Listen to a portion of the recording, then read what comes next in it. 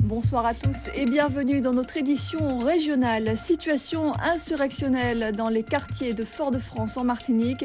Une manifestation de socio-professionnels a dégénéré. Des jeunes ont affronté les gardes mobiles, un scénario qui fait basculer la grève dans un climat de grande tension. Chez nous, malgré la signature des fameux accords Binot, les négociations se poursuivent sur la question des prix. Nous reviendrons sur la réunion qui a eu lieu en sous-préfecture. Pointe-à-Pitre et les Abîmes unissent leurs compétences et leurs moyens pour mieux servir leurs citoyens. C'est le principe de l'intercommunalité. Cap Excellence, c'est le nom de cette communauté d'agglomération qui vient tout juste de voir le jour. Et Yves Gégaud répondra à nos questions. Le secrétaire d'État à l'Outre-mer est en duplex depuis Paris. La tension est montée d'un cran cet après-midi en Martinique. La situation a dégénéré après qu'un convoi de socio-professionnels qui manifestaient a été pris à partie. Des affrontements ont opposé les forces de l'ordre à des groupes d'individus. Un déchaînement surprenant. Des jeunes se sont livrés à une véritable chasse au béquet. Des grenades lacrymogènes ont été lancées par les gendarmes déployés sur place. Un enfant a dû être évacué. Le récit avec nos confrères de Télé Martinique. Il est en vue. Je vous le disais, cette situation fait suite au défilé organisé par la filière agricole. Une opération escargot a eu lieu ce matin du nord au sud de l'île. Les professionnels entendaient ainsi interpeller le collectif du 5 février sur la situation économique critique. Après un mois d'inactivité, les agriculteurs craignent pour leur profession. La filière canne serait menacée. Les explications d'Édouard Estripo et d'Olivier Nicolas Duclos.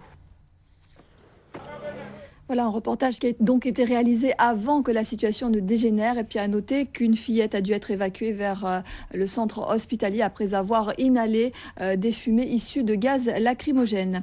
En duplex avec nous depuis Paris, RFO Malakoff, Yves Gégaud, le secrétaire d'État à l'Outre-mer. Bonsoir Monsieur Gégaud. Pensez-vous vous rendre en Martinique en fonction de l'évolution de la situation? Est-ce que c'est quelque chose que vous envisagez d'ores et déjà? Merci beaucoup Monsieur Gégaud. Vous restez avec nous pour intervenir d'ailleurs dans quelques instants sur la situation chez nous en Guadeloupe. Merci encore pour cette toute première réaction, cette toute première intervention sur donc la situation en Martinique. La situation donc chez nous en Guadeloupe avec la suite des négociations autour de la baisse des prix des produits de première nécessité. Hier, les partenaires se sont retrouvés pour la deuxième fois à la sous-préfecture. Le LKP et les représentants de la grande distribution ont procédé à un relevé des prix des familles de produits concernés, mais aucune décision définitive n'a été arrêtée. Le point avec Ori Ménel et Ronnie Maletti. Et pour certains, l'heure est déjà au bilan, mais également aux initiatives. Hier soir, la CCI de Pointe-à-Pitre a présenté son plan de relance à plus de 200 chefs d'entreprise. Une cellule d'accompagnement vient d'être mise en place. Gérard César, Paul Labéca. Et ce soir, la direction de l'hôtel Novotel au Gosier et les représentants des syndicats UTHTR et CGTG ont signé l'application de l'accord salarial Binot au sein de l'entreprise. Une signature symbolique quand on sait que cet hôtel est adhérent du GHTG de Dominique Vion et donc du MEDEF. Un exemple à suivre selon les syndicats. Steve Prudent et Philippe Grenier ont assisté à ces négociations. Et on retrouve Yves Gégaud en duplex donc depuis Paris. Monsieur Gégaud, on le voit, hein, les choses avancent à petits pas de façon assez positive. Alors vous venez de nous le confirmer, donc le ministère du Travail a décidé d'étendre donc l'accord Binot à l'ensemble des secteurs professionnels. Concrètement, vous nous le réaffirmez, ça veut dire qu'aucune entreprise ne pourra échapper à cet accord Binot? Monsieur Gégaud, pensez-vous sincèrement que sans pression, on aurait véritablement abouti aujourd'hui à toutes ces revendications finalement? À l'obtention de positif. Je ne comprends pas votre question.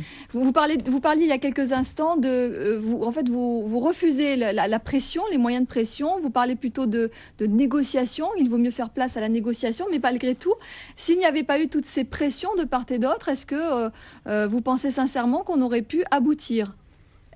Merci beaucoup Yves Gégaud d'être intervenu sur notre antenne. Et puis donc Yves Gégaud qui nous a annoncé tout à l'heure qu'il serait en Guadeloupe, également en Martinique, très prochainement entre le 16 et le 21 mars.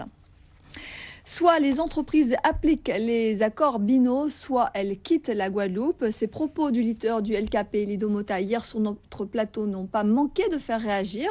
Inacceptable selon le préfet Nicolas Desforges. Intimidation et pratique propre au LKP d'après le MEDEF. De part et d'autre, l'attitude du leader du LKP a fait bondir, d'autant qu'elle met clairement en cause la communauté béquée. Laura Séné, Ronnie Maletti. La Poste n'est plus approvisionnée en fonds. Certains bureaux risquent donc de devoir fermer dès demain. C'est la conséquence d'une grève observée par le personnel de l'IEDOM. Les agents ont présenté une plateforme de revendication le 9 février dernier, mais à ce jour, aucun accord n'a été conclu avec la direction. Les précisions d'Alex Robin et de Philippe Crenier. En Guadeloupe, il règne encore une certaine psychose. Ce matin, de longues files d'attente se sont formées aux abords des stations-service. Une rumeur de blocage de la SARA a suffi à déclencher cette panique. Démenti formel de la SARA, la direction de l'entreprise indique que le dépôt fonctionne tout à fait normalement. En revanche, ce qui est sûr, c'est la fin de la pénurie de gaz, un retour à la normale qui s'effectue progressivement car il faut réapprovisionner en bouteilles les 600 points de vente de l'archipel. Le point avec Sophie Pointer et Daniel Quérin. Depuis plusieurs jours, le service d'hémodialyse du CHU de Pointe-à-Pitre est affecté par un mouvement de grève du personnel soignant. Un problème d'adéquation des effectifs et des moyens se trouve à l'origine de ce conflit. Éric René et Olivier Duflot se sont rendus sur place. La naissance officielle d'une communauté d'agglomération, Pointe-à-Pitre et les Abîmes ont décidé de travailler main dans la main dans l'intérêt de leur cité. Les maires des deux villes espèrent bien accueillir d'autres communes au sein de ce qu'il faut désormais appeler le Cap Excellence. Le reportage de Lise Dolmar et Olivier Duflot. Voilà, et c'est la fin de ce journal. Avant de se quitter, je vous rappelle la principale information. La Martinique en proie à des affrontements entre forces de l'ordre et population. Une manifestation de socioprofessionnels a dégénéré cet après-midi et provoqué donc ce climat de violence, notamment à Fort-de-France. Et puis Yves Gégaud, qui intervenait tout à l'heure sur notre antenne en réaction à cette situation exceptionnelle, a indiqué qu'il se rendrait aux Antilles entre le 16 et le 21 mars prochain. Et puis chez nous, l'information, c'est la signature de l'application de l'accord salarial BINO entre la direction de l'hôtel Novotel et les syndicats UTHTR et CGTG.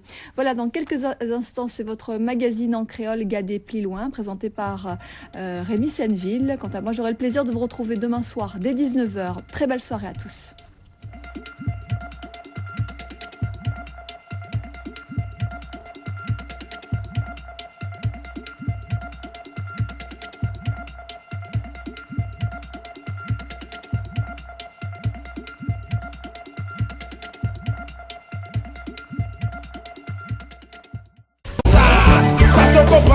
Déchirez-le